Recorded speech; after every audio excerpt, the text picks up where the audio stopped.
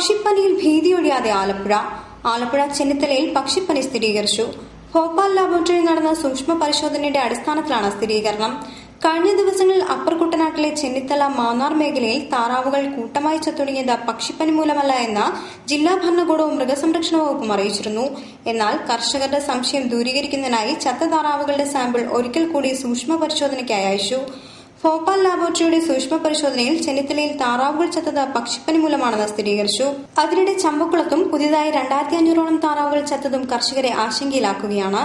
ജില്ലയിൽ രോഗം സ്ഥിരീകരിച്ച പ്രദേശങ്ങളിൽ പ്രതിരോധ പ്രവർത്തനങ്ങൾ ഊർജിതമാക്കണമെന്ന് ആലപ്പുഴ കളക്ടറേറ്റ് ചേർന്ന അവലോകന യോഗത്തിൽ കൃഷിമന്ത്രി KP മോഹൻ ഉദ്യോഗസ്ഥർക്ക് നിർദ്ദേശം നൽകി. പക്ഷിപ്പനി നിയന്ത്രണ വിധേയമാണെന്നും ആശങ്കപ്പെടേണ്ടതില്ലെന്നും യോഗത്തിനു ശേഷം കൃഷിമന്ത്രി അറിയിച്ചു.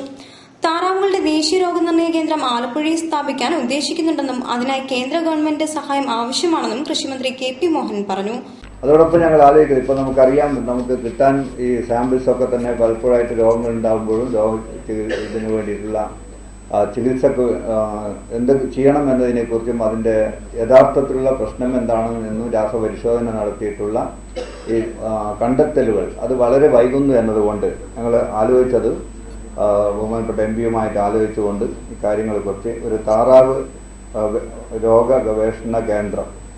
രോഗനിർണയ ഗവേഷണ കേന്ദ്രം ആലപ്പുഴയിൽ ദേശീയ താറാവ് രോഗ ഗവേഷണ കേന്ദ്രം ആലപ്പുഴയിൽ സ്ഥാപിക്കണം എന്നതിനെക്കുറിച്ചാണ് ആലോചിക്കുന്നത്. കുട്ടനാട് മേഖലയിൽ ഇത് വളരെയധികം ഗുണകരമായിട്ട് വരും എന്നതാണ് അതിനെക്കുറിച്ച് പറയാനുള്ളത്. അത് വെറ്റിനറി സർവകലാശാലയും ആലോചിച്ചുകൊണ്ട് ചെയ്യണം. അത് പാർലമെന്റ് ഉന്നയിക്കാൻ വേണ്ടി ബഹുമാനപ്പെട്ട MP-യോടുകൂടി ഞങ്ങൾ ആവശ്യപ്പെട്ടിട്ടുണ്ട്.